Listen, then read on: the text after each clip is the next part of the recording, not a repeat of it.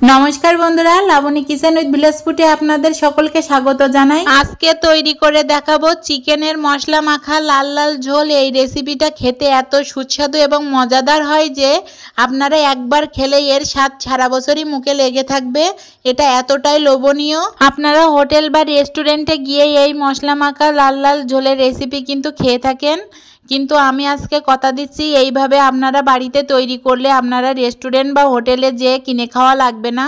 এটা অনেক মজাদার হয়ে থাকে। বাড়িতেই তৈরি করবেন খুব ঘরোয়া এবং অল্প সময়ে এবং ঘরোয়া উপকরণ দিয়ে। তো চলুন কথা না বাড়িয়ে শুরু করা যাক আজকের এই স্পেশাল চিকেন মশলার লাল লাল ঝোলের রেসিপি। তো প্রথমে এখানে আমি 700 গ্রামের মতো চিকেন নিয়েছি। চিকেনটা ভালো করে ধুয়ে পরিষ্কার করে ছোট ছোট পিস করে কেটে নিয়েছি। তারপরে এখানে একটা মিক্সিং জারে পরিমাণ মতো পেঁয়াজ কুচি, রসুন কুচি, আদা কুচি দিয়ে ভালো করে একটু পেস্ট করে নিলাম। পেঁয়াজ, রসুন, আদাটা কিন্তু আমি একেবারে পেস্ট করে নেব না, একটু হালকা হালকা দানা দানা থাকবে সেরকম করে পেস্ট করে নেব, যাতে দাঁতে হালকা হালকা পড়লে ভালো লাগে। এ পর্যায়ে এখানে আমি পরিমাণ মতো সরিষার তেল দিয়ে দিলাম। তেলটা গরম হয়ে গেলে একটা তেজপাতা, গোটা গরম মশলা ফোড়নে দিলাম। তারপরে আদা, রসুন, পেঁয়াজের পেস্টটা দিয়ে দিলাম, দিয়ে ভালো করে আমি ভেজে কষিয়ে নেব। তো দেখেন এখানে মশলাটা কিন্তু অনেকটাই ভাজা হয়ে গেছে। এ পর্যায়ে আমি 4 চামচের মতো টক দই দিয়ে দিলাম। এটা আগে থেকে ভালো করে ফেটিয়ে রেখেছিলাম। দিয়ে এটা ভালো করে নাড়িয়ে চাড়িয়ে আরো কিছুক্ষণ আমি রান্না করে নেব। তো দেখেন মশলাটা অনেকক্ষণ ধরে কষানো হয়ে গেছে, পেঁয়াজ রসুনের কাঁচা গন্ধটাও কিন্তু চলে গেছে। এ পর্যায়ে পরিমাণ মতো লবণ, পরিমাণ মতো হলুদ গুঁড়ো দিয়ে ভালো করে মশলাটা আবারও নাড়িয়ে চাড়িয়ে নিলাম। নিয়ে আমি আগে থেকে যে মাংসটা কেটে রেখেছি সেটা দিয়ে দেব। দিয়ে মাংস আর মশলাটা বেশ আমি কিছুক্ষণ ধরে নাড়িয়ে চাড়িয়ে কষিয়ে নেব। মাংসটা যত বেশি কষাবেন এর টেস্টটা কিন্তু দ্বিগুণ হারে বেড়ে যাবে। কষাতে কষাতে কিন্তু আমার অর্ধেক রান্না হয়ে যাবে। এখানে কিন্তু আমি আগে থেকে কোনো মশলা দেব না, মশলাটা মাংসটা কষানোর শেষের পর্যায়ে মশলাটা দেব। এ পর্যায়ে একটা ঢাকনা দিয়ে আমি 10 মিনিট মতো কষিয়ে রান্না করে নিলাম। তো 10 মিনিট পরে দেখেন অনেকটাই কিন্তু তেল ছেড়ে দিয়েছে। আবারও ভালো করে আমি নাড়িয়ে চাড়িয়ে কষিয়ে নেব।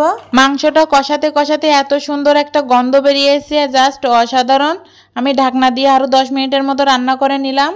10 মিনিট পরে দেখেন অনেকটাই তেল ছেড়ে দিয়েছে, মাংসর গায়ে হালকা হালকা লেগে আসছে। এই পর্যায়ে আমি মশলাটা দিয়ে দেব। এখানে 1 চামচের মতো জিরে মরিচ, 1 চামচ ধনে, 1 চামচ লঙ্কার গুঁড়ো দিয়ে দিলাম। দিয়ে এবার মশলাটা আমি ভালো করে মাংসের সাথে মাখিয়ে কষিয়ে নেব। এখানে যেহেতু আমি গুঁড়ো মশলা ব্যবহার করেছি, মাংসটা কিন্তু হালকা হালকা গায়ে লেগে লেগে আসছে। এ পর্যায়ে আমি অল্প একটু জল দিয়ে দিলাম, যাতে করে মাংসটা খুব সুন্দরভাবে কষানো হয়। তো আপনারা দেখেই কিন্তু বুঝতে পারছেন মাংস কষানোটা কত সুন্দর হয়েছে। ভিতর থেকে তেলটা একেবারে চুপসে চুপসে বেরিয়ে এসেছে। মাংসটা অনেক জুসিও লাগতেছে আর সেই পরিমাণ সুন্দর এবং ফ্লেভার বেরিয়েছে, জাস্ট অসাধারণ। আপনারা বাড়িতে একবার হলেও এটা কিন্তু তৈরি করে দেখবেন, অনেক মজা হয়ে থাকে। মাংসটা ভালো করে কষানোর সময় কিন্তু চুলার আঁচটা মিডিয়াম টু লো করে রাখবেন। হাইটে দিলে কিন্তু মাংসটা একেবারে পুড়ে যাবে, মশলাটা পুড়ে যাবে, খেতে একটুও ভালো লাগবে না। তো এ পর্যায়ে আমি পরিমাণ মতো জল দিয়ে দিলাম। আপনারা কতটা ঝোল রাখতে চান সেরকম অনুযায়ী ঝোলটা দিয়ে দিবেন। জলটা দিয়ে চারিধার থেকে একটু নাড়িয়ে চাড়িয়ে দেব, দিয়ে 15 মিনিটের মতো রান্না করে নেব। তো 15 মিনিট পরে ফিরে আসলাম। তো দেখেন ঝোলটা অনেকটা কমে গেছে। এখানে আমি 1 চামচের মতো গোটা গরম মশলার গুঁড়ো দিয়ে দিলাম। মশলাটা দিয়ে কিন্তু আমি এটা ঢাকনা দিয়ে 10 মিনিট পরে সার্ভ করে দেখাবো। তো দেখেন কত সুন্দর হয়েছে কালারটা। এই চিকেন মশলার ঝোলটা খেতেও যত সুন্দর, দেখতেও অতটাই সুন্দর।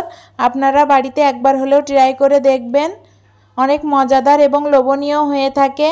তো ভিডিওটি ভালো লাগলে লাইক, কমেন্ট, শেয়ার করতে কিন্তু ভুলবেন না। চ্যানেলে নতুন হয়ে থাকলে সাবস্ক্রাইব করবেন, পাশে থাকা বেল আইকনটিতে ক্লিক করবেন নিত্য নতুন ভিডিও পেতে।